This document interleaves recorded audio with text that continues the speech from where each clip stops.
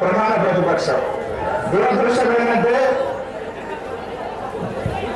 ప్రభుత్వం ఎన్నికల హామీని తున్నలో దొక్కింది. ప్రధాన ప్రతిపక్షం ఈ ప్రభుత్వాన్ని నిలదీసేటువంటి పరిస్థితి లేదు.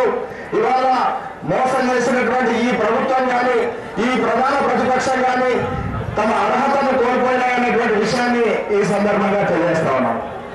మిత్రులారా, మోసం చేస్తే అనేక మంది యువకులు ప్రాణత్యాగం చేశారు.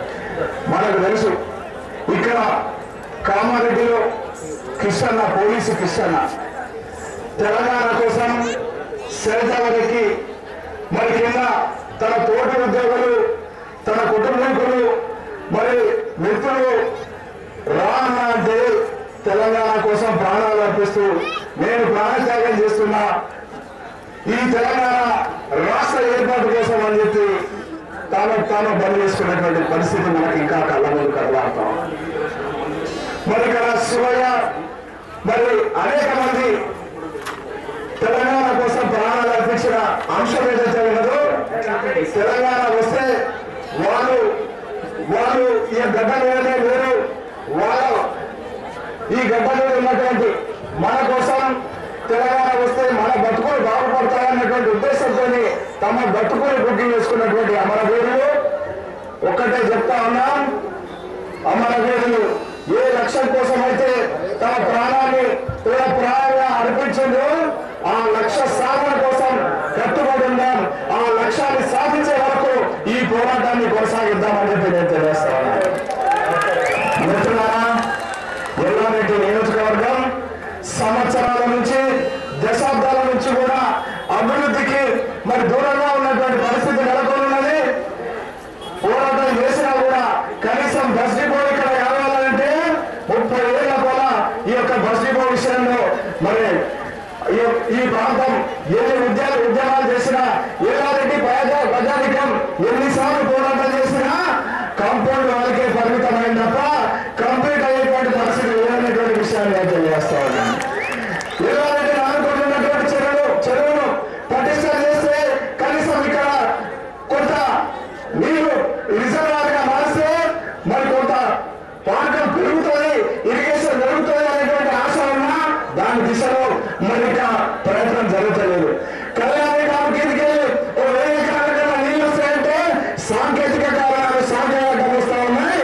నేను ఒక్కటే చెప్తా ఉన్నాను, తెలంగాణ రాష్ట్ర ఏర్పాటు ఈ యొక్క సమస్యలన్నిటి కూడా పరిష్కారం అవుతుంది. మనం పోరాటం చేద్దామని చెప్పి తెలియజేస్తా ఉన్నాను.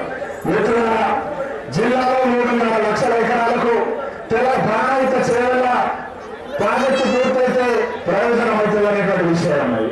నేను అడుగుతా ఉన్నా ఈ ప్రజలు, ఈ యొక్క ప్రభుత్వాన్ని 40,500 కోట్ల ప్రాజెక్టుకు ముష్టి 800 కోట్లు ఇస్తే ఈ ప్రాజెక్టు ఎప్పుడు పూర్తి కావాలా, ఈ నీళ్లు నేల ఎప్పుడు తరపాలా, ఈ బీడు భూములు గంగారం పడలేదు ఎప్పుడు అని చెప్పి నేను అడుగుతా ఉన్నాను.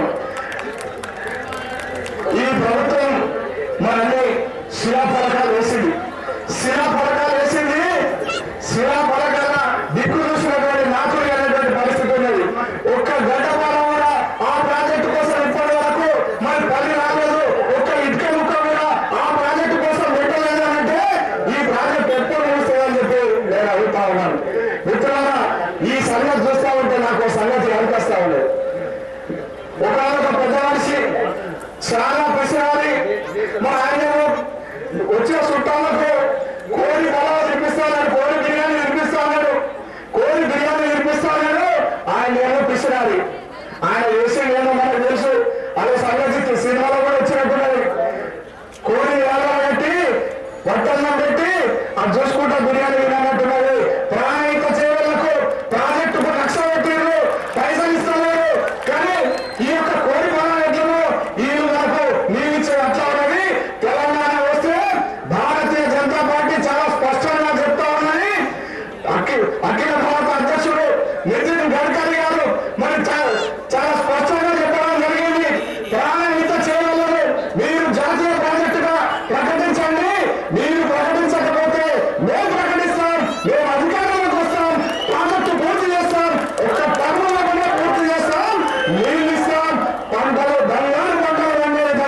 మేము నిధులు ఇస్తామని చెప్పి